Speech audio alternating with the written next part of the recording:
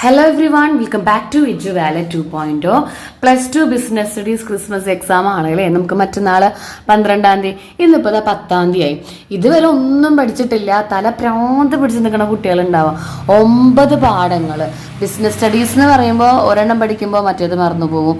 ഒരു പാഠം കംപ്ലീറ്റ് ചെയ്താലേ അടുത്ത പാഠം എടുക്കാൻ നമുക്ക് തോന്നുള്ളൂ. അപ്പോൾ അങ്ങനെ ആകെ കൺഫ്യൂഷൻ ഉള്ളവരുണ്ടാവാം.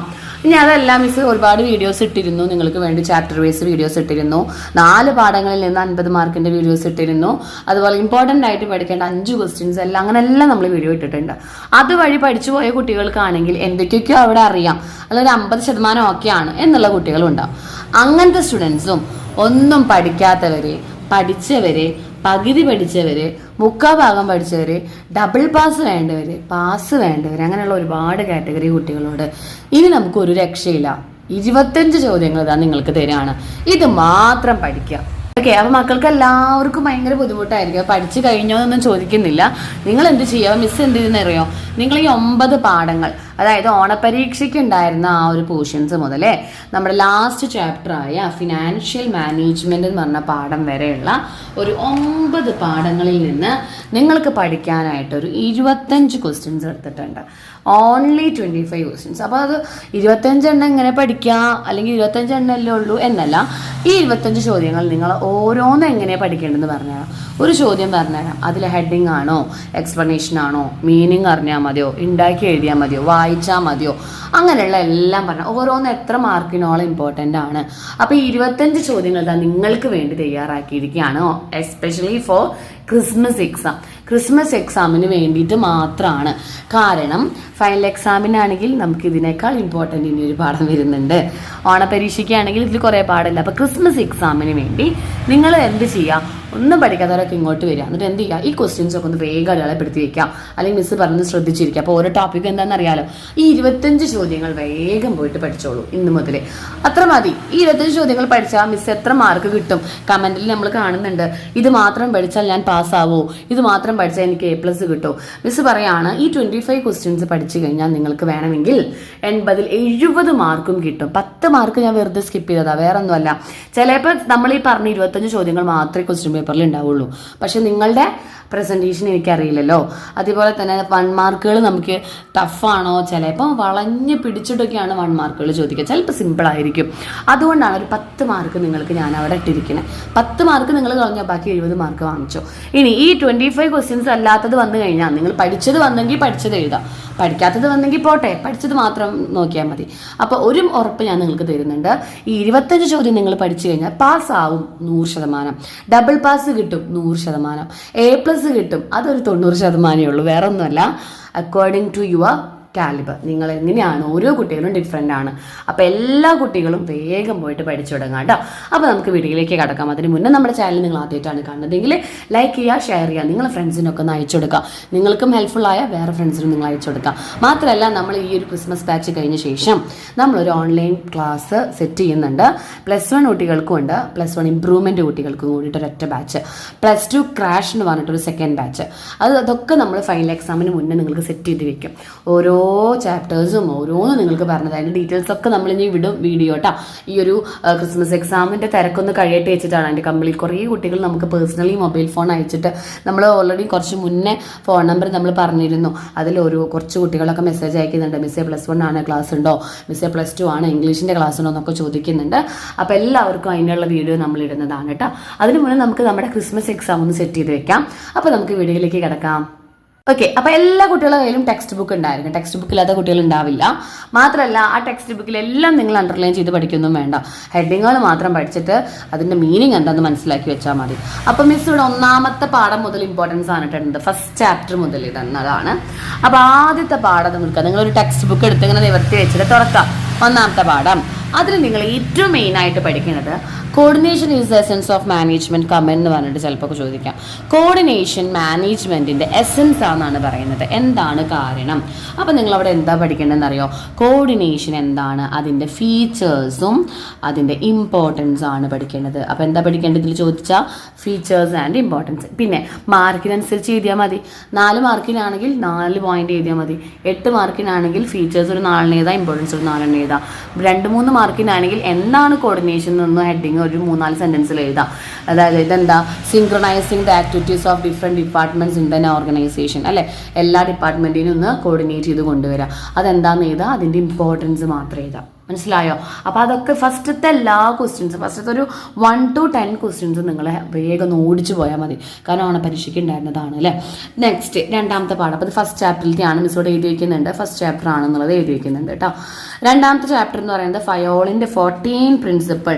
മേ ബി നിങ്ങൾക്ക് ഭാഗ്യം ഉണ്ടെങ്കിൽ ക്രിസ്മസ് പരീക്ഷയ്ക്ക് ഫയോളിന് എടുത്തിടാം. ഓണപരീക്ഷയ്ക്ക് ഈ ഫയോളിൻ്റെ ക്വസ്റ്റ്യൻസ് അധികം ഉണ്ടായിരുന്നില്ല. ആ 14 പ്രിൻസിപ്പിളിൽ 8 മാർക്കിന് ചോദിച്ചാൽ ഒരു 8-10 എണ്ണം പഠിക്കുക. ഏറ്റവും എളുപ്പമുള്ളത് പറഞ്ഞുതരാം. Division of work, creativity, esprit de corps, അതായത് യൂണിയനിങ് സ്ട്രെങ്ത്, അതേപോലെ സ്റ്റെബിലിറ്റി, റെമ്യൂണറേഷൻ, 5 എണ്ണം ആയില്ലേ. ഡിവിഷൻ ഓഫ് വർക്ക് എന്താ, അതായത് dividing the work into small parts അല്ലേ. വലിയ വർക്കിനെ ചെറുതായി തിരിക്കുമ്പോൾ നമുക്ക് ബേർഡൻ്റെ ഒഴിവാക്കാം, ടൈം കൺസ്യൂമിങ് ഒഴിവാക്കാം, എഫക്റ്റീവായിട്ട് ചെയ്യാം. സ്കോളർ ചെയിൻ അറിയാമല്ലോ. സ്കോളർ ചെയിൻ എന്താ, നമ്മൾ ഒരു പിരമിഡ് പോലെ വരച്ചിട്ട് ഒരു official line of കമാൻഡാണ്.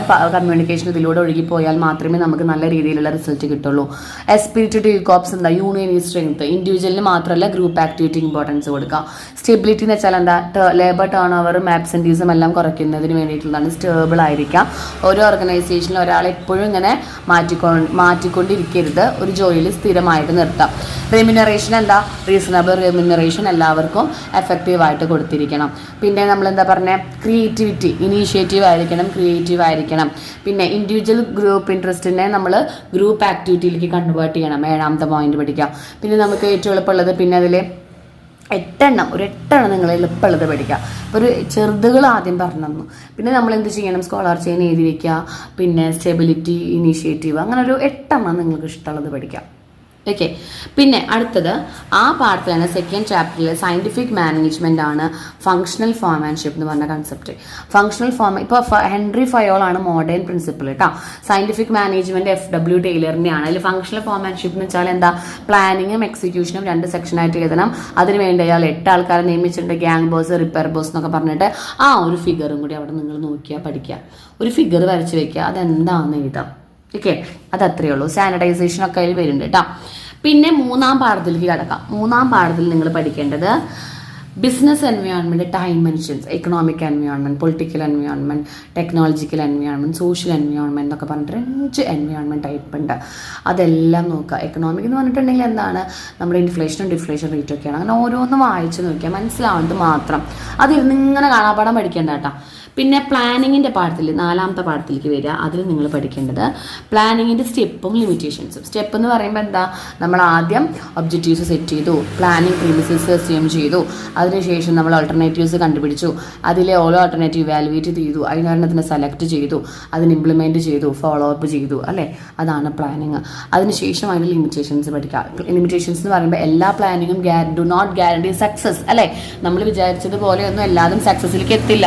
Time consuming ആണ്, കോസ്റ്റ്ലി ആണ്, ഒരുപാട് സമയം നമുക്ക് പ്ലാൻ ചെയ്യാൻ വേണം, കോസ്റ്റ്ലി ആണ്. പിന്നെ എക്സ്റ്റേണൽ ഫാക്ടേഴ്സ് നമുക്ക് തടഞ്ഞു നിർത്താൻ പറ്റുമോ? നമ്മൾ പ്ലാൻ ചെയ്തതുപോലെ നിൽക്കുമ്പോഴാണ് ഇതുപോലെ വല്ല ഫ്ലഡോ അല്ലെങ്കിൽ എന്തെങ്കിലും മഹാമാരിയൊക്കെ വന്നു കഴിഞ്ഞാൽ നമുക്ക് ഇങ്ങനെ തടഞ്ഞു നിർത്താം. അയ്യോ ഞങ്ങൾ കമ്പനിയിലേക്ക് വരല്ലേ എന്ന് പറഞ്ഞിട്ട് ഇല്ല. അപ്പോൾ എക്സ്റ്റേണൽ ഫാക്ടേഴ്സിനെ പറ്റില്ല. പിന്നെ നമ്മുടെ എംപ്ലോയീസിനെ ഇൻഫ്ലുവൻസ് ചെയ്യണമെന്നില്ല. ചിലപ്പോൾ എംപ്ലോയീസിൻ്റെ ഭാഗത്ത് നിന്ന് റെസിസ്റ്റൻസ് വരാം. അങ്ങനെ തുടങ്ങിയിട്ടുള്ള ഒരു ലിമിറ്റേഷൻസ്, ഒരു 4-5 ലിമിറ്റേഷൻസ് പഠിക്കാം. ഓക്കെ, അതാണ് പ്ലാനിങ്. അടുത്ത പാഠത്തിലേക്ക് കിടക്കുകയാണ് 5ാം പാഠത്തിൽ. അപ്പോൾ ഓരോ പാഠത്തിൽ നിന്ന് ഫസ്റ്റത്തെ പാഠങ്ങളിൽ നിന്ന് ഓരോ ഇമ്പോർട്ടൻറ്റ് ക്വസ്റ്റ്യൻസ് മാത്രമേ എടുത്തിട്ടുള്ളൂ കേട്ടോ. ഫങ്ഷണൽ ആൻഡ് ഡിവിഷണൽ സ്ട്രക്ചറിൻ്റെ ഡിഫറൻസ്. നമുക്ക് ഒരുപാട് ഡിഫറൻസ് ഉണ്ട് ബിസിനസ് സ്റ്റഡീസിൽ. അതിൽ നമുക്കൊരു 4-5 ഡിഫറൻസ് നമുക്ക് എങ്ങനെയും ഫൈനൽ എക്സാമിന് പഠിക്കണം. അപ്പോൾ ക്രിസ്മസ് എക്സാമിന് ഇതിൽ ഞാൻ 2-3 ഡിഫറൻസ് എടുത്തിട്ടുള്ളൂ. Difference between functional and divisional സ്ട്രക്ചറാണ് ആദ്യം. ഫങ്ഷണൽ എന്ന് പറയുമ്പോൾ ഓരോ ഫങ്ഷൻസ് അനുസരിച്ച്, ഡിവിഷണൽ എന്ന് പറഞ്ഞ പ്രോഡക്റ്റ് ലൈൻ അനുസരിച്ചിട്ടാണ് ഡിവൈഡ് ചെയ്യുന്നത്. അങ്ങനെ ആ ഒരു ഡിഫറൻസിൽ 4 എണ്ണം പഠിച്ചാൽ മതി കേട്ടോ. 4-5 മാക്സിമം 5 പഠിച്ചാൽ മതി. ഓക്കെ. പിന്നെ അടുത്തത് എലമെൻറ്റ്സ് ഓഫ് ഡെലിഗേഷൻ. ഇത് നമ്മുടെ 5ാമത്തെ പാഠമാണ്. ഡെലിഗേഷൻ്റെ elements, authority, responsibility and accountability. 3ഉം എന്താണ് ആ സംഭവം എന്നുള്ളത് അറിയാം. അതോറിറ്റി എന്ന് പറയുമ്പോൾ റൈറ്റ് ടു കമാൻഡ് കൊടുക്കാനാണ്. അതോറിറ്റി നമുക്ക് ഡെലിഗേറ്റ് ചെയ്യാൻ സാധിക്കും. അത് ഫോമൽ പൊസിഷൻ എന്ന് വെച്ചാൽ ഒഫീഷ്യൽ പൊസിഷനിൽ നിന്നാണ് നമുക്ക് അതോറിറ്റി കിട്ടുക. റെസ്പോൺസിബിലിറ്റി എന്ന് വെച്ചാൽ എന്താ, ഒബ്ലിഗേഷൻ ടു പെർഫോം അല്ലേ. ഒരു പറഞ്ഞ ആക്ടിവിറ്റി നമുക്ക് ചെയ്യാനുള്ള ഒരു ഒബ്ലിഗേഷൻ, ഒരു കടമ, ഒരു കടപ്പാട്, അതാണ് റെസ്പോൺസിബിലിറ്റി. അത് നമുക്ക് ഡെലിഗേറ്റ് ചെയ്യാൻ പറ്റില്ല, നമ്മളിൽ അത് സ്റ്റോപ്പായി നിൽക്കും. അക്കൗണ്ടബിലിറ്റി എന്ന് വെച്ചാൽ എന്താ, answerable from outcome of task. നമ്മളിപ്പോൾ ടാസ്ക് ചെയ്ത് കഴിഞ്ഞാൽ അതിൻ്റെ ഔട്ട്കം എന്താണ്, അതിന് നമ്മൾ ആൻസറബിൾ ആയിരിക്കണം. ഒരു ക്വസ്റ്റ്യൻ ചോദിച്ചു കഴിഞ്ഞാൽ അത് നമ്മൾ സൂപ്പർവൈസർ ആണെങ്കിൽ പോലും അതെന്താണ്, ഇതെങ്ങനെയാണ് വന്നത് നമുക്ക് അറിഞ്ഞിരിക്കണം. അത് നമുക്ക് ഡിലീറ്റ് ചെയ്യാനൊന്നും പറ്റില്ല. എല്ലാവരോടും പോയിട്ട് പറഞ്ഞ് കൊടുക്കാനൊന്നും, നമുക്ക് ഒരു നിശ്ചിത പരിധിക്കുള്ളിൽ പ്രവർത്തിക്കാൻ കഴിയുന്ന അധികാരമാണ് ഈ ഡെലിഗേഷൻ. ഒരു നിശ്ചിത പ്രവൃത്തിയുള്ളൂ, അതിൻ്റെ ഉള്ളിൽ തന്നെ നമ്മളിട്ട് കളിക്കാൻ പറ്റില്ല. എന്ത് അക്കൗണ്ടബിലിറ്റി. അതോറിറ്റി എന്താണ്, റെസ്പോൺസിബിലിറ്റി എന്താണ്, അക്കൗണ്ടബിലിറ്റി എന്താണ്, മീനിങ് മാത്രം അറിയാം. 3 മാർക്കിനാണ് അത് വരാറുള്ളൂ. പിന്നീട് നമ്മൾ പഠിക്കേണ്ടത്, അപ്പോൾ നമ്മൾ 5ാം പാഠം കഴിഞ്ഞിട്ട് പിന്നെ നമ്മൾ 6ാം പാഠത്തിലേക്ക് എത്തി. 6ാം പാഠത്തിൽ നമ്മൾ പഠിക്കേണ്ടത് സ്റ്റാഫിങ്ങിൻ്റെ പ്രോസസ്, റിക്രൂട്ട്മെൻറ്റിൻ്റെ സോഴ്സസ് ആൻഡ് ട്രെയിനിങ്ങിൻ്റെ മെത്തേഡ്സ് ആൻഡ് സെലക്ഷൻ ടെസ്റ്റ്. 4 ചോദ്യങ്ങളാണ് അതിന് എടുത്തിരിക്കുന്നത്. സ്റ്റാഫിങ്ങിൻ്റെ പ്രോസസ്സ് നമ്മൾ ഒരുപാട് വീഡിയോയിൽ പറഞ്ഞു. Man power recruitment, man power planning, recruitment, selection, training, placement, orientation, അതിനുശേഷം പെർഫോമൻസ് അപ്രൈസൽ, കോമ്പൻസേഷൻ എന്നൊക്കെ പറഞ്ഞിട്ട് ഒരു 8 സ്റ്റാഫിങ്ങിൻ്റെ പ്രോസസ്സ് പഠിച്ചിരിക്കണം. അത് നമുക്ക് 8 മാർക്കിനാണ് ചോദിക്കാറ്. പിന്നെ 6 മാർക്കിന് ചോദിക്കുകയാണെങ്കിലും ചെറുതാക്കി എഴുതാം. റിക്രൂട്ട്മെൻറ്റിൻ്റെ സോഴ്സസ് 8 മാർക്കിന് ചോദിക്കാം, 6 മാർക്കിന് നമുക്ക് ചോദിക്കാം. ഇന്റേണൽ ഉണ്ട്, എക്സ്റ്റേണൽ ഉണ്ട്. ഇന്റേണലിൽ ട്രാൻസ്ഫറും പ്രൊമോഷനും, external advertisement on television, advertisement on internet, advertisement on TV, employment exchange, campus recruitment, recommendation of employees. 6 എണ്ണമായി. ഈ ഓർഡറിൽ തന്നെ പോവാം. പിന്നെ നമുക്ക് ലേബർ കോൺട്രാക്ടേഴ്സ്, പ്ലേസ്മെൻറ്റ് ഏജൻസീസ്, അങ്ങനെ കുറച്ചെണ്ണമുണ്ട്. അത് എന്തായാലും നിർബന്ധമായും പഠിക്കാം. പിന്നീട് ട്രെയിനിങ് മെത്തേഡ്സ് നമുക്ക് ചിലപ്പോൾ 5 മാർക്കിനൊക്കെ ആവും ചോദിക്കുക. 2 തരമുണ്ട്, അവിടെയും 2 തരമുണ്ട്. ഓൺ ദ ജോബ് ട്രെയിനിങ് ഉണ്ട്, ഓഫ് ദ ജോബ് ട്രെയിനിങ് ഉണ്ട്. ഇവിടെയും 2 തരമുണ്ട്, ഇന്റേണൽ ആൻഡ് എക്സ്റ്റേണൽ. 2 തരം എന്നുള്ളത് 2 തരമായിട്ട് തന്നെ പഠിക്കണം. ഇന്റേണൽ ആൻഡ് എക്സ്റ്റേണൽ കഴിഞ്ഞാൽ നമുക്ക് ഓൺ ദ ജോബ് ട്രെയിനിങ്ങും ഓഫ് ദ ജോബ് ട്രെയിനിങ്ങും. ഓൺ ദ ജോബ് ട്രെയിനിങ് എന്തൊക്കെയാണ്, നമ്മൾ ഓൺ വർക്കിങ്ങിൽ നമ്മൾ ചെയ്യുക. അപ്പോൾ ഓൺ ദ ജോബ് ട്രെയിനിങ്ങിൽ വർക്കിങ്ങിൽ ചെയ്യേണ്ട ഏതൊക്കെയാണ്, നമ്മുടെ കോച്ചിങ്, അപ്രന്റീസ്ഷിപ്പ്, അതുപോലെ തന്നെ ജോബ് റൊട്ടേഷൻ, അതൊക്കെ അതിൽ പോകും. ഓഫ് ദി ജോബ് ട്രെയിനിലെ vestibule training, class room lectures, films, computer modelling, അതൊക്കെ പുറത്ത് നമുക്ക് പഠിക്കാം. സെലക്ഷൻ ടെസ്റ്റുകൾ ഇമ്പോർട്ടൻ്റ് ആണ്, 4 മാർക്കിന് ചോദിക്കാം. കാരണം 4 തരം സെലക്ഷൻ ടെസ്റ്റുകൾ അവിടെ വരുന്നുണ്ട്. ട്രെയിനിങ് ടെസ്റ്റ്, ഇൻ്റലിജൻറ്റ് ടെസ്റ്റ് ഉണ്ട്, ട്രേഡ് ടെസ്റ്റ് ഉണ്ട്, പേഴ്സണാലിറ്റി ടെസ്റ്റ് ഉണ്ട്, ഇൻട്രസ്റ്റ് ടെസ്റ്റ് ഉണ്ട്. അങ്ങനെ ഓരോ ജോബിലെ ആൾക്കാർ നമ്മൾ നിയമിക്കുമ്പോൾ കുറച്ച് ടെസ്റ്റിലൂടെ പാസ്സാക്കണം. പിന്നീട് മിസ് അവിടെ ഓർഡർ വൈസിൽ എഴുതാൻ മറന്നൊരു ചോദ്യമാണ്. 5ാമത്തെ ചാപ്റ്ററാണ്. 5ാമത്തെ ചാപ്റ്ററിൽ നമുക്കൊരു 3 മാർക്കിൻ്റെ എല്ലാ ക്വസ്റ്റ്യൻ പേപ്പറിലും ചോദിക്കുന്നതാണ്. What you mean by span of control? ചിലപ്പോൾ ചില സ്റ്റുഡൻസ് ഇത് ആദ്യമായിട്ടാവും കേൾക്കുന്നുണ്ടാവാം. സ്പാൻ ഓഫ് കൺട്രോൾ അല്ലെങ്കിൽ മാനേജ്മെൻറ്റ് ബൈ കൺട്രോൾ എന്നൊക്കെയാണ് നമ്മൾ പറയാം. സ്പാൻ ഓഫ് കൺട്രോൾ എന്ന് വെച്ചാൽ നിങ്ങൾ മീനിങ് മനസ്സിലാക്കി വെച്ചാൽ മതി, നിങ്ങൾക്കത് ഉണ്ടാക്കി എഴുതാറിയാം. ഒരു സുപ്പീരിയർക്ക് എത്ര സബോർഡിനേറ്റിനെ എഫക്റ്റീവായിട്ട് കൺട്രോൾ ചെയ്യാം, എഫക്റ്റീവ് ആൻഡ് സൂപ്പർബ് എന്നൊക്കെ നമുക്ക് പറയാം. സൂപ്പർബായിട്ട് കൺട്രോൾ ചെയ്യാം. ഫോർ എക്സാമ്പിൾ, ഇപ്പം ഞാനൊരു സുപ്പീരിയർ ആണ്, എനിക്ക് എൻ്റെ ഒരു സ്ട്രെങ്ത് വെച്ചിട്ട് ഞാൻ പറയുകയാണ്, എനിക്കൊരു 4 സുപ്പീരിയേഴ്സിനെ കൺട്രോൾ ചെയ്യാൻ പറ്റും. സോ എൻ്റെ സ്പാൻ ഓഫ് കൺട്രോൾ എന്താണ്? 4. അതായത് എണ്ണമാണ്. It is the number of employees. എത്രത്തോളം എംപ്ലോയീസ് അല്ലെങ്കിൽ നമ്പർ ഓഫ് സബോർഡിനേറ്റിന് എഴുതിക്കോളൂ. നമ്മളെപ്പോഴും സബോർഡിനേറ്റ് എന്ന വേർഡാണ് ബിസിനസ് സ്റ്റഡീസിൽ യൂസ് ചെയ്യേണ്ടത്. എംപ്ലോയീസ് വർക്കേഴ്സിനേക്കാൾ കൂടുതൽ. Number of subordinate that can effectively controlled by, അതായത് എഫക്റ്റീവായിട്ട് കൺട്രോൾ ചെയ്യണം. Effectively controlled by a superior. ഒരു സുപ്പീരിയർക്ക് എത്രത്തോളം സബോർഡിനേറ്റിനെ കൺട്രോൾ ചെയ്യാനായിട്ട് സാധിക്കും, ആ ഒരു നമ്പറിനെയാണ് നമ്മൾ സ്പാൻ ഓഫ് കൺട്രോൾ എന്ന് വിളിക്കുന്നത്. ഇനി ഇത് മാത്രം എഴുതി നിങ്ങൾക്ക് ഈ 3 മാർക്ക് കിട്ടുമോ? ഇല്ല. അത് എഴുതി കഴിഞ്ഞ ശേഷം നിങ്ങൾ ടെക്സ്റ്റ് ബുക്കിൽ 5ാം പാഠത്തിലുണ്ട് കേട്ടോ സ്പാൻ ഓഫ് കൺട്രോൾ. നിങ്ങൾ വായിച്ചു നോക്കുക, നിങ്ങൾക്ക് എഴുതാൻ പറ്റും. സ്പാൻ ഓഫ് കൺട്രോൾ നമ്മൾ എഴുതി. ഇനി എന്താണ് നമ്മൾ പറയേണ്ടത്? ഇത് എന്തിനെ ആശ്രയിച്ചിരിക്കുന്നു? എനിക്ക് 3 പേരേ പറ്റുള്ളൂ. അപ്പോൾ വേറൊരാൾ വന്ന് പറയണം നിനക്ക് 3 പേരെ പറ്റുള്ളൂ, എനിക്ക് 12 പേരെ പറ്റും. കാരണം എന്താ, ഓരോ സുപ്പീരിയേഴ്സിൻ്റെയും കാലിബർ, ഇൻ്റലിജൻറ്റ്, അവരുടെ ഫിസിക്കൽ ആൻഡ് മെൻ്റൽ സ്ട്രെങ്ത്, പിന്നെ എംപ്ലോയീസിൻ്റെ സഹകരണം ഒക്കെ ഇതിനെ ആശ്രയിച്ചിരിക്കുകയാണ് അല്ലേ. ചില എംപ്ലോയീസ് പറഞ്ഞാൽ കേൾക്കാം. അപ്പോൾ അങ്ങനെയുള്ള കുറേ ഫാക്ടേഴ്സുകൾ കൺസിഡർ ചെയ്തിട്ടാണ് നമ്മൾ ഈ സ്പാൻ ഓഫ് കൺട്രോൾ എന്ന് പറഞ്ഞ കൺസെപ്റ്റ് ഉണ്ടായിരിക്കണം. പലർക്കും പല എണ്ണമായിരിക്കും. മനസ്സിലായെന്ന് വിചാരിക്കുന്നു. പഠിക്കുക ഇമ്പോർട്ടൻ്റ് ആണ്. Next elements of direction. 6ാം പാഠമാണ് കേട്ടോ, 6th ചാപ്റ്റർ ആണ്. എലമെന്റ്സ് ഓഫ് ഡയറക്ഷൻ എന്ന് പറയുന്നത് 4 തരം എലമെന്റ് ഉണ്ട്. Supervision, motivation, leadership and communication. Okay, ഓരോന്ന് എന്താണ് 4 മാർക്കിന് ചോദിച്ചാൽ ഒരു കുഞ്ഞൊരു പാരഗ്രാഫ് 3-4 സെന്റൻസ്. സൂപ്പർവിഷൻ എന്താ? Overseeing subordinate at work. ഇതിൽ മെയിൻ ആൾ സൂപ്പർവൈസർ ആണ്, അയാൾക്ക് ഭയങ്കര റോൾ ഉണ്ട്, പിന്നെ അയാൾ നമ്മളെ ഹെൽപ്പ് ചെയ്യുന്നൊക്കെ പറഞ്ഞിട്ട് ഒരൊറ്റ ഇത്ര മതി, ഒരു 4-5 സെന്റൻസ്. മോട്ടിവേഷൻ എന്താണ്? നമ്മൾ influencing the behaviour of N employees. ഒരു എംപ്ലോയീസിന്റെ ബിഹേവിയർ ഇൻഫ്ലുവൻസ് ചെയ്യുക. ഇതൊരു മെന്റൽ ആക്ടിവിറ്റി ആണ്. മറ്റുള്ളവരെ നമ്മൾ ഇൻഫ്ലുവൻസ് ചെയ്ത് കൊണ്ടുവരണം, അവരെ മോട്ടിവേറ്റ് ചെയ്യണം വർക്ക് ചെയ്യാനായിട്ട്. മെന്റൽ ആക്ടിവിറ്റി ആണ്. ലീഡർഷിപ്പ് എന്ന് വെച്ചാൽ എന്താണ്? ഇതേപോലെ തന്നെ സ്റ്റിമുലേറ്റിംഗ് ദം, അതെ, ഓരോ എംപ്ലോയീസിനെ സ്റ്റിമുലേറ്റ് ചെയ്യുക. ഒരു ലീഡർഷിപ്പ് ക്വാളിറ്റി ഉള്ള ആൾക്കേ പറ്റുള്ളൂ. അവിടെ ലീഡർ ഉണ്ട്, ലീഡറുടെ മെയിൻ ജോലി എന്താണ്? മറ്റുള്ളവർ ഇൻഫ്ലുവൻസ് ചെയ്യുക. അപ്പോൾ അയാൾക്ക് കുറേ ഗുണങ്ങളുണ്ടെന്നൊക്കെ പറഞ്ഞിട്ട് ലീഡർഷിപ്പ് ചെയ്യും. കമ്മ്യൂണിക്കേഷൻ എന്താണ്? വേർഡ്സിലേക്ക് കൺവേർട്ട് ചെയ്യുക, അല്ലെ? നമ്മൾ എന്താണ് എക്സ്പ്രസ് ചെയ്യാൻ ഉദ്ദേശിക്കുന്നത്, നമ്മുടെ വ്യൂ പോയിന്റുകൾ വേർഡ്സിലേക്ക് നമ്മൾ എക്സ്പ്രസ് ചെയ്യുന്നതിനാണ് കമ്മ്യൂണിക്കേഷൻ. അവിടെ കുറേ എലമെന്റ്സുകളുണ്ട്, പിന്നെ ഒരുപാട് ഇൻഫോർമൽ കമ്മ്യൂണിക്കേഷൻ ഉണ്ടെന്നൊക്കെ പറഞ്ഞിട്ട് നിങ്ങൾക്ക് പഠിച്ചത് എന്താണെന്ന് വെച്ചെങ്കിൽ ഒരു കുഞ്ഞ് 4-5 സെന്റൻസിൽ എഴുതാം. എന്നാലും ആ 4 മാർക്ക് കിട്ടുള്ളൂ. പിന്നെ തന്നെ ആ 6ാമത്തെ പാഠത്തിൽ തുടക്കത്തിൽ തന്നെ സൂപ്പർവിഷന്റെ താഴെ കിടക്കുന്നുണ്ടാവാം role of supervisor, importance of supervision എന്നൊക്കെ ചോദിച്ചാൽ എന്താണ് റോൾ ഓഫ് സൂപ്പർവൈസർ? എന്താ നിങ്ങൾ ആലോചിച്ച് നോക്കിയേ.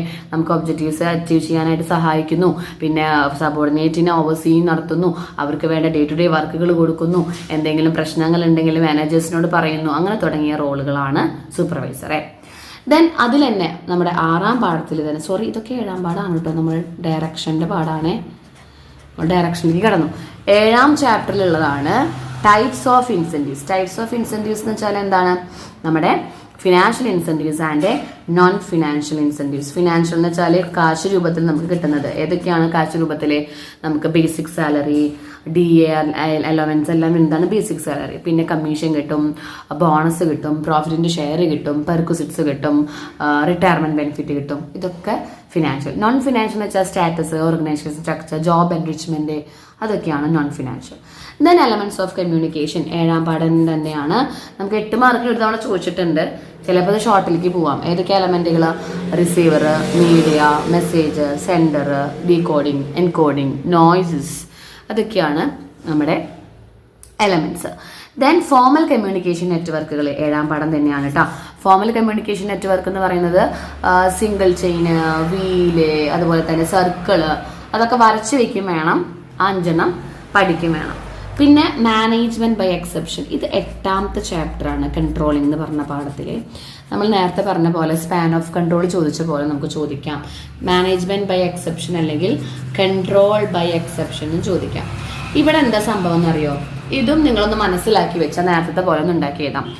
മാനേജ്മെന്റ് ബൈ എക്സെപ്ഷൻ എന്ന് പറഞ്ഞിട്ടുണ്ടെങ്കിൽ നമുക്ക് ചോദിക്കുന്നത് വലിയ വലിയ ഡീവിയേഷൻസ് മാത്രം നമ്മൾ ശ്രദ്ധിച്ചാൽ മതി. Management significant deviations are use to be considered, അല്ലെങ്കിൽ കുഞ്ഞു കുഞ്ഞു കാര്യങ്ങളൊക്കെ അക്സെപ്റ്റ് ചെയ്യുക. അക്സെപ്റ്റ് എന്ന് വെച്ചാൽ എന്താ? ഒഴിവാക്കാം. അതായത് ഇപ്പം നമുക്ക് ഒരു ബണ്ടിൽ ഓഫ് പ്രൊഡക്ട്സ് ഉണ്ടായിരുന്നു, അതിൽ പെട്ടെന്ന് നമ്മൾ എല്ലാ പേയ്മെൻറ്റൊക്കെ നടത്തി കഴിഞ്ഞ് പ്രൊഡക്റ്റുകൾ നോക്കി നോക്കുമ്പോൾ ഒരു കുഞ്ഞൊരു 10-200 രൂപയുടെ ഒരു എമൗണ്ട് കുറവുണ്ട്, ഒരു പ്രൊഡക്റ്റ് കുറവുണ്ട്. 200 രൂപയുടെ, കോടികൾക്കിടയിൽ ഒരു 200 രൂപ എന്ന് പറയാം. അതാണോ നമ്മൾ നോക്കുക? തൊട്ടപ്പുറത്ത് സാലറീസ് ഒന്നും ഇല്ലാത്ത കാരണം കുറച്ച് എംപ്ലോയീസ് പോകാൻ നിൽക്കുകയാണ്. അപ്പം ഒരു 4-5 എംപ്ലോയീസ് സാലറി കുറവായി കഴിഞ്ഞാൽ പോകുമ്പോൾ കമ്പനിക്ക് ഉണ്ടാവുന്ന നഷ്ടമാണോ? ഒരു 200 രൂപയുടെ ഒരു പ്രൊഡക്റ്റിൻ്റെ ഒരു മിസ്സാണോ വലുത്?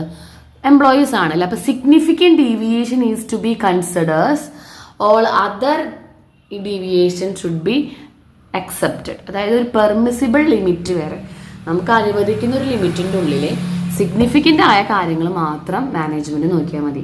കുഞ്ഞു കുഞ്ഞു കാര്യങ്ങളൊക്കെ അക്സെപ്റ്റ് ചെയ്യാം. അല്ലെങ്കിൽ നമുക്ക് എന്ത് ചെയ്യേണ്ടി വരും? നമുക്കത് ബേർഡൻ ആയിരിക്കും. ഓരോ കുഞ്ഞു കാര്യങ്ങളുടെ പിന്നാലെ പോയി കഴിഞ്ഞാൽ നമുക്കത് വലിയ വലിയ കാര്യങ്ങൾ നോക്കാനായിട്ട് സമയം ഉണ്ടാവില്ല. ഇതിന് നല്ലൊരു എക്സാമ്പിൾ നിങ്ങളോട് പറയുകയാണെങ്കിൽ, ആൻസർ ഷീറ്റ് കിട്ടി, ക്വസ്റ്റ്യൻ പേപ്പർ നിങ്ങളുടെ കയ്യിൽ കിട്ടി കഴിഞ്ഞാൽ ചില കുട്ടികൾ 8 മാർക്ക് 5 മാർക്കൊക്കെ ആദ്യം എഴുതും. അതെന്താ? അവരെ ഈ 2 മാർക്കിൻ്റെയും പിടിച്ചിങ്ങനെ ഇരുന്ന് കഴിഞ്ഞാൽ ബെല്ലടിച്ച് നമ്മുടെ ടൈം കഴിയുന്നതിൻ്റെ ഉള്ളിൽ നിങ്ങൾക്ക് ലാസ്റ്റാണ് 8 മാർക്ക് എടുക്കുക, അല്ലേ? അപ്പോൾ 8 മാർക്ക് 5 മാർക്ക് എഴുതാതിരിക്കുന്നതാണോ 2 മാർക്കിൻ്റെ 2-3 പ്രോബ്ലം അല്ലെങ്കിൽ 2-3 ക്വസ്റ്റ്യൻസ് എഴുതാതിരിക്കുന്നതാണോ നല്ലത്? ഏതാണ് നല്ലത്? വലുത് നമ്മൾ ഒഴിവാക്കണോ?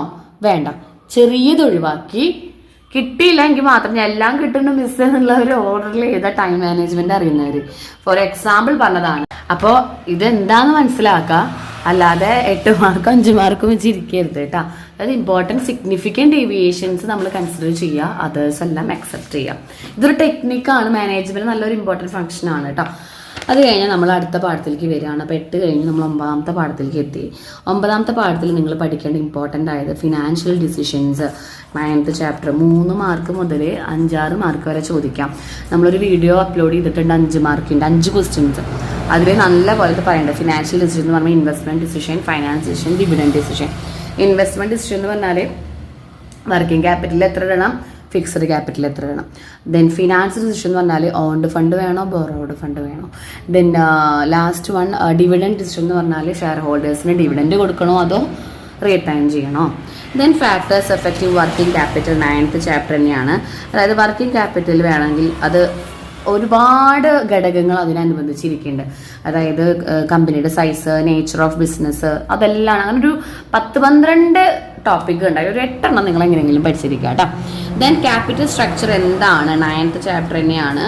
ഒരു 2-3 മാർക്കിനൊക്കെ നമുക്ക് ചോദിക്കാറുള്ളൂ. ക്യാപിറ്റൽ സ്ട്രക്ചർ എന്ന് വെച്ചാൽ mixing up of borrowed and owned fund in order to make fund. അതായത് ഫണ്ട് കിട്ടാൻ വേണ്ടി നല്ല രീതിയിൽ മിക്സ് ചെയ്ത് യൂസ് ചെയ്യുക. എന്ത് കടം വാങ്ങുക, കുറച്ച് കടം വാങ്ങുക, കുറച്ച് സ്വന്തം കാശെടുത്ത് മിക്സ് ചെയ്ത് യൂസ് ചെയ്യുന്നതിനെയാണ് ക്യാപിറ്റൽ സ്ട്രക്ചർ എന്ന് പറയുന്നത്. Then factors affecting fixed capital. നമ്മൾ നേരത്തെ പറഞ്ഞ വർക്കിംഗ് ക്യാപിറ്റൽ പോലെ തന്നെ ഫിക്സഡ് ക്യാപിറ്റലിന് നമുക്ക് ചോദിക്കാറുണ്ട്. ആ പാഠം കംപ്ലീറ്റ് ഫാക്ടേഴ്സ് ആണ്. നിങ്ങൾക്ക് വേണമെങ്കിൽ ഒരു കാര്യം പറയട്ടെ, കുറച്ച് ഫാക്ടേഴ്സ് പഠിക്കുക. എല്ലാത്തിലും സെയിം ആയിട്ട് കുറച്ച് ഫാക്ടേഴ്സ് അതിൽ എടുക്കുന്നുണ്ട്. നേച്ചർ ഓഫ് ബിസിനസ്സും ഇൻഫ്ലേഷനും ഡിഫ്ലേഷനൊക്കെ എല്ലാവർക്കും നമുക്ക് അപ്ലൈ ചെയ്യാൻ പറ്റുന്നതാണ്. അങ്ങനത്തെ കുറച്ച് ഫാക്ടേഴ്സ് പഠിച്ചു കഴിഞ്ഞാൽ ഏത് ഫാക്ടർ ചോദിച്ചാലും നിങ്ങൾക്ക് ഉണ്ടാക്കിയെഴുതാൻ കിട്ടണം. പിന്നീട് ഇതേപോലെ ഒരു 3 മാർക്കിനൊക്കെ നമുക്ക് ചോദിക്കാവുന്നതാണ്. ഗ്രോസ് വർക്കിംഗ് ക്യാപിറ്റൽ എന്താണ്, നെറ്റ് വർക്കിംഗ് ക്യാപിറ്റൽ എന്താണ്. ഗ്രോസ് വർക്കിംഗ് ക്യാപിറ്റൽ എന്ന് വെച്ചാൽ ടോട്ടൽ കറണ്ട് അസെറ്റ് ആണ്. നെറ്റ് വർക്കിംഗ് ക്യാപിറ്റൽ എന്ന് വെച്ചാൽ current asset minus current liabilities ആണ്. ഓക്കെ, അപ്പോൾ അത് കിട്ടിയില്ലേ. ദെൻ ഇതിൽ ഒരു 23 ചോദ്യങ്ങളായിട്ട് മിസ് നോക്കിയപ്പോൾ 23 ചോദ്യങ്ങളായി. അതിൽ 2 ക്വസ്റ്റ്യൻസ് മിസ് വിട്ടിരിക്കുകയായിരുന്നു. അപ്പോൾ ലാസ്റ്റിൽ എഴുതിയിട്ടുണ്ട് മാസ്ലോസ് നീഡ് ഹൈറാർക്കി. വളരെ ഇമ്പോർട്ടൻ്റ് ആണ് കേട്ടോ, 7th ചാപ്റ്റർ ആണ്. അതിൽ മാസ്ലോസ് നീഡ് പഠിക്കണം. അതായത് ഒരു പിരമിഡൊക്കെ വരച്ചിട്ട് അതിൽ 5 നീഡ് പറയുന്നുണ്ട്. Physiological need, safety need, esteem need എന്നൊക്കെ പറഞ്ഞിട്ട് ആ നീഡ് പഠിക്കണം. അതേപോലെ തന്നെ informal and formal communication network തമ്മിലുള്ള ഡിഫറൻസുകൾ, അതും 7th ചാപ്റ്റർ ആണ്. അപ്പോൾ 2 ഡിഫറൻസ് ഞാനിത് ഉൾപ്പെടുത്തിയിട്ടുള്ളൂ. നിങ്ങൾക്ക് ഒരുപാട് ഡിഫറൻസ് കാണാം. ഈ ഒരു 25 ചോദ്യങ്ങൾ നിങ്ങൾ ഒന്നും പഠിക്കാത്തവരാണെങ്കിൽ ഇന്ന് മുതൽ പഠിച്ചു തുടങ്ങാം കേട്ടോ. ഈ 25 ചോദ്യങ്ങളിലെ ഒരു 15-20 ചോദ്യങ്ങൾ ഇല്ലാത്ത ക്വസ്റ്റ്യൻ പേപ്പേഴ്സ് ഇല്ല ശരിക്കും പറഞ്ഞാൽ. ഓക്കെ, അപ്പം എല്ലാവരും എന്ത് ചെയ്യുക, ഈ 25 ചോദ്യങ്ങൾ സ്കിപ്പ് ചെയ്യാതെ പഠിക്കുക. 25 ചോദ്യങ്ങൾ. പിന്നെ തീരെ എക്സ്പ്ലനേഷൻ ഒന്നും പഠിക്കാൻ പറ്റിയില്ലെങ്കിൽ നിങ്ങൾ എന്ത് ചെയ്യണം, ഹെഡിങ്ങുകൾ മാത്രം പഠിച്ചു വെക്കുക. നിങ്ങൾ അതിൻ്റെ ഉള്ള കണ്ടന്റ് ഉണ്ടാക്കിയിട്ട് വേണമെങ്കിലൊക്കെ നിങ്ങളുടെ രീതിയിലൊന്ന് എഴുതിയാൽ മതി. അപ്പോൾ 8 മാർക്കിൻ്റെ ഒക്കെ വേഗം പഠിച്ചു വെച്ച് കഴിഞ്ഞാൽ നിങ്ങൾക്ക് അത്രയും ഹെൽപ്ഫുൾ ആയിരിക്കും. അപ്പോൾ വേഗം പോയിട്ട് പഠിച്ചോളൂ. വേഗം നമുക്ക് business studies exam time management ഒക്കെ നോക്കി നല്ല രീതിയിൽ എഴുതാനായിട്ട് ശ്രദ്ധിക്കുക കേട്ടോ. ഓക്കെ ഡിയർ സ്റ്റുഡൻറ്റ്, അപ്പോൾ നിങ്ങൾക്ക് വീഡിയോ ഹെൽപ്ഫുൾ ആയി എന്ന് വിചാരിക്കുന്നു. വീഡിയോ ഹെൽപ്ഫുൾ ആയെങ്കിൽ ലൈക്ക് ചെയ്യുക, ഷെയർ ചെയ്യുക, നിങ്ങൾ ഫ്രണ്ട്സിനൊക്കെ ഒന്ന് അയച്ചു കൊടുക്കുക, മാക്സിമം സപ്പോർട്ട് ചെയ്യുക. Okay, thank you.